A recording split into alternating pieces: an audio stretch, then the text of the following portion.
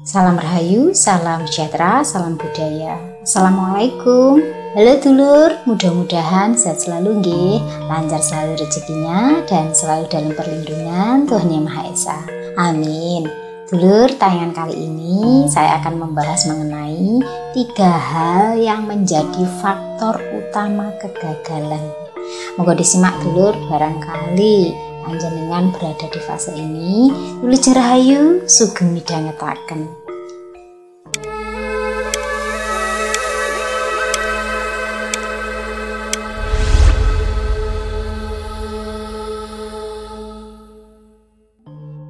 Dulur, di sini saya tidak bermaksud untuk menggurui nggih, kita sama-sama belajar, saling mengoreksi diri, dan ini pun juga sebagai pengingat diri saya sendiri. Bukan berdasarkan asumsi saya pribadi, tetapi ini memang pitutur dari simbah-simbah terdahulu nggih. Wejangan beliau bahwa 3 hal ini ternyata adalah faktor kegagalan utama. Mungkin dalam mengupayakan sesuatu untuk sebuah kesuksesan nggih, karir, dagang, usaha, kemudian jodoh nggih, asmara, percintaan, ada di mana selalu mengalami kegagalan. Nah, ternyata ada 3 hal faktor ini yang mungkin kita itu tidak menyadari. Padahal nggih, dalam meraih usaha ataupun dalam berkarir itu sudah cukup pintar nggih, sanggune wis akeh dalam hal ilmu. Mungkin juga sudah bertarung dengan keadaan, sudah paham situasi dan kondisi, apapun yang dilalui itu sudah bisa dipelajari.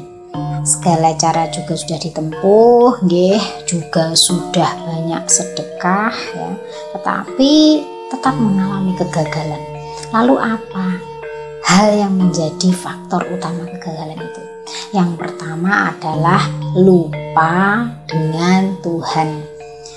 Mungkin dulur, upaya yang kita lakukan itu tidak mengikut sertakan Tuhan di dalamnya. Artinya kita merasa itu kehebatan kita, kemampuan kita, kemudian kita lupa bahwa keberhasilan kita itu tentu atas campur tangan Tuhan. Karena yang menggerakkan kita pun itu juga Tuhan. Mungkin panjenengan tidak merasa, lupa gimana Taufitka? Saya ini rajin berdoa. Kok dikatakan lupa? Begini nggih dulur, dalam hal ini kalau berdoa itu biasanya rata-rata kan meminta, tetapi kita lupa untuk berterima kasih. Meskipun kita tidak mendapatkan apa yang kita inginkan, seharusnya kita tetap berterima kasih. Kenapa? Karena nikmat yang kita dapatkan itu lebih dari kegagalan yang kita alami.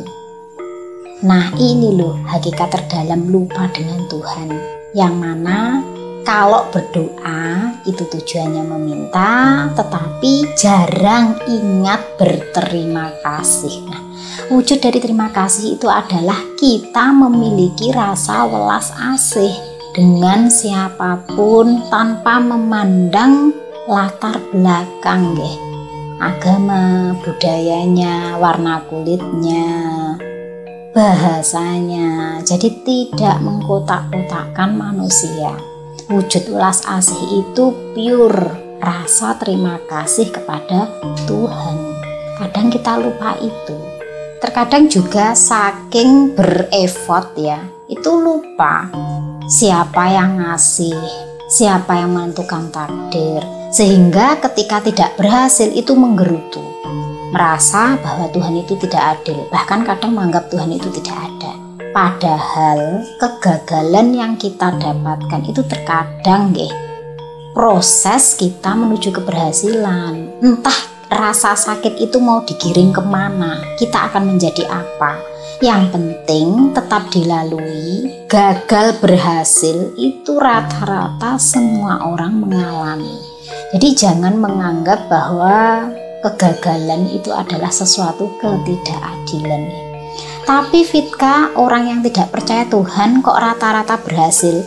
Dulur, Bagi yang tidak mempercayai adanya Tuhan, kadang membantah apa yang saya sampaikan ini, di mana mereka menunjukkan bahwa diri mereka itu berhasil tanpa mempercayai adanya Tuhan. Begini nggih dulur, bagi kita yang memiliki iman, percaya dengan ageman yang kita kenakan, dalam artian agama, bahwa orang yang tidak mempercayai Tuhan tetapi kehidupannya ini selalu baik-baik saja maupun berhasil, mereka ini sedang dilulu ya. Bahasanya apa ya? Istidraj nggih. Di mana segala apa yang diinginkan itu terpenuhi, tidak mengalami yang namanya derita, tidak mengalami yang namanya kegagalan, pancen digawe wis sak karepmu, wis los. Tapi ketika nanti kalau ada apa-apa ya Tuhan tidak ikut campur, karena dia tidak mempercayai adanya Tuhan. Dan itu juga sebagai penguji bagi kita yang memiliki iman, di mana goyah nggak kita dengan statement orang-orang yang tidak percaya dengan adanya Tuhan. Di sini bukan saya menghakimi orang-orang yang tidak percaya dengan Tuhan, tetapi dulur, jangan menularkan kepercayaanmu, menggoyahkan iman seseorang yang mana mereka sudah berpegang teguh meyakini Tuhan. Tidak percaya itu urusan masing-masing, tetapi mericuhkan pikiran orang lain untuk keluar dari keimanannya itu adalah salah satu perbuatan hina, karena mengajak seseorang untuk keluar dari apa yang diyakininya.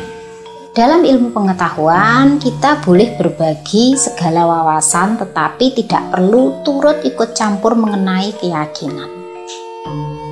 Sekali lagi dulur, yang dimaksud dengan lupa sama Tuhan adalah lebih luasnya tidak menyalahkan siapapun ketika mengalami kegagalan. Tetapi kalau masih menggerutu dan mencari kambing hitam atas kegagalanmu karena sebenarnya adalah kesalahan diri sendiri, maka ini yang dimaksud dengan lupa sama Tuhan. Lupa bahwa kegagalan itu mungkin cara Tuhan untuk menunjukkan jalan lainmu, entah itu usaha, karir maupun jodoh. Yang kedua, yang menjadi faktor kegagalan itu salah satunya adalah durhaka. Dulur, mungkin sikap kita ini sudah baik dengan siapapun, dengan teman, dengan orang lain, dengan orang yang tidak dikenal. Tetapi hari-harinya, setiap hari itu sama orang tua suka membentak, suka membantah, suka memojokkan. Nek ngomong nyente-nyente, lek dituturi kuwi gak manut ya. Kalau tidak sependapat itu kadang itu ngajak gontok. Nah, ini salah satu wujud durhaka ya. Jangan dikira durhaka itu menyiksa, kemudian main tangan ya. Tetapi ketika kita menyakiti hati dengan sengaja, padahal orang tua itu sayang sama kita ya, selalu memberikan yang terbaik pada kita, kemudian dengan sengaja kita itu kalau ngomong itu selalu nyakitin orang tua, itu juga durhaka dulur namanya. Dan orang tua di sini tidak hanya orang tua yang melahirkan saja, bisa jadi orang tua itu adalah mungkin budemu, pakdemu, mereka yang berjasa kepadamu, yang mengasuhmu, mendidikmu, sing ngupeni dirimu, gurumu, orang yang lebih tua darimu yang berjasa atas hidupmu. Mereka itu sepantasnya dihormati, dihargai walaupun berbeda pendapat dengan kita. Dan juga seorang wanita yang memiliki suami, memang kadang kalau dekat itu hawanya, suasananya itu kadang panas ya, dimana kalau terjadi perbedaan pendapat, perbedaan pandangan itu kalau ngomong itu kadang tes gitu, ngomong dengan orang lain baik, tetapi ngomong dengan orang tua kasar. Kadang kalau dikasih masukan itu sudah ngomong gitu.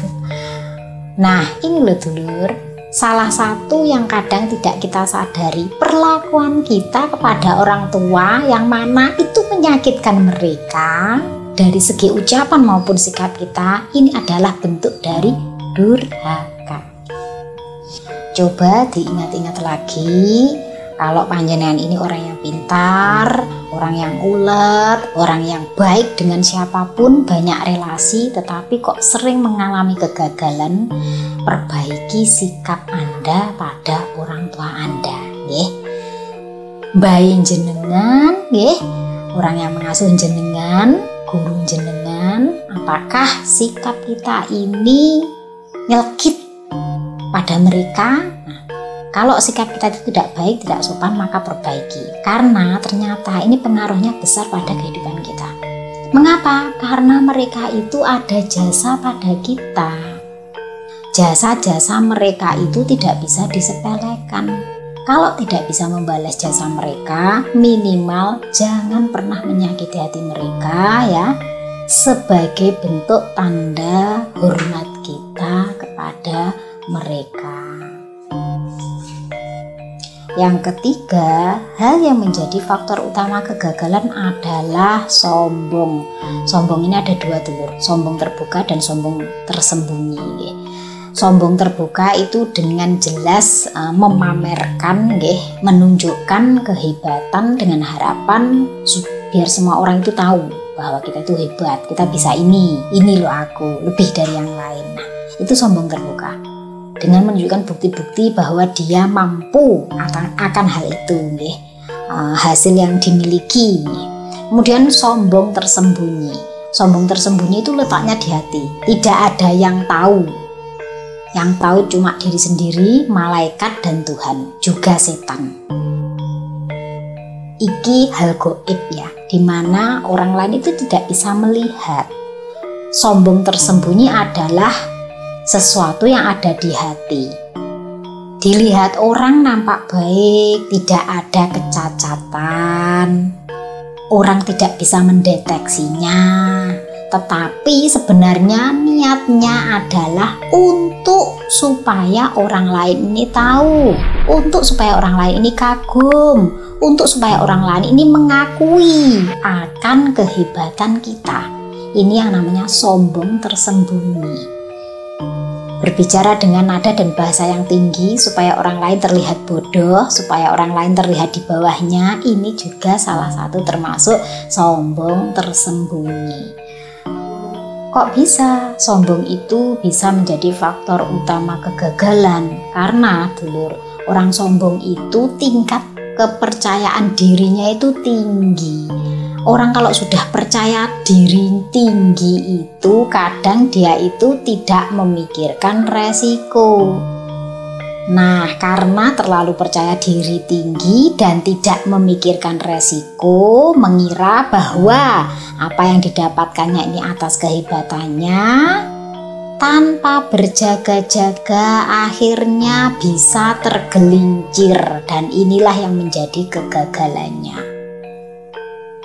Menganggap bahwa kalau sudah berada di atas angin itu tidak akan pernah jatuh.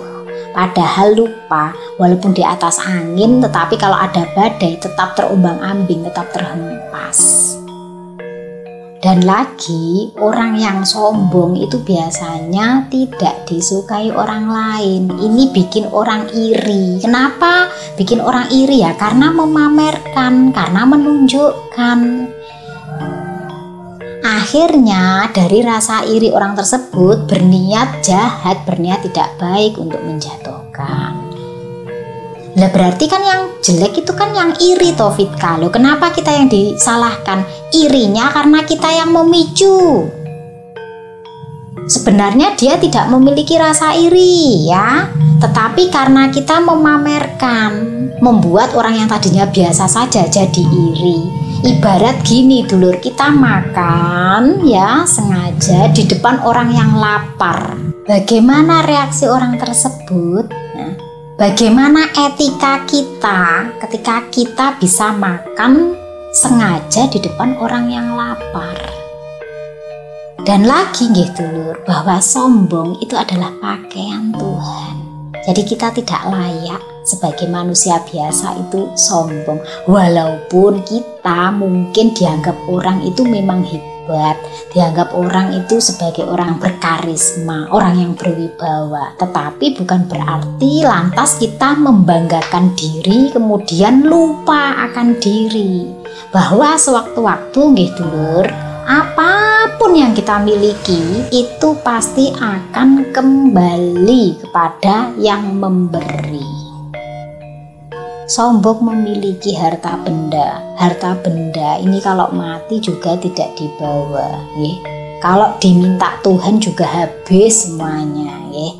Sombong dengan kedudukan. Kalau sudah tidak memiliki kedudukan, sudah lengser, sudah tidak menjadi apa-apa. Cuma dikenang, oh itu dulu kedudukannya sebagai ini ya.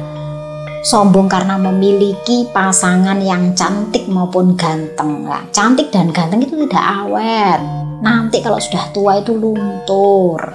Yang awet itu adalah karakter yang baik. Dari kecil, besar, kemudian tua. Kalau karakternya baik, ini namanya awet. Tapi kalau fisik itu pasti akan mengalami yang namanya luntur. Secara alaminya memang demikian, karena semua ya barang yang ada di dunia itu pasti mengalami yang namanya aus, apalagi manusia. Jadi itu tadi nggih dulur, 3 hal faktor utama yang menjadi penyebab kegagalan yang tidak disadari. Mudah-mudahan kita selalu ingat supaya kita tidak mengalami yang namanya kesandung, ya. Di sini saya dan panjenengan sama-sama saja, sama-sama manusianya yang pastinya punya salah dan dosa, dan kita tidak perlu menghakimi karena di sini saya hanya berbagi, nggih, mengingatkan diri saya sendiri. Mudah-mudahan apa yang saya sampaikan ini bisa bermanfaat bagi panjenengan dan juga saya pribadi. Saya Fitrika, salam rahayu.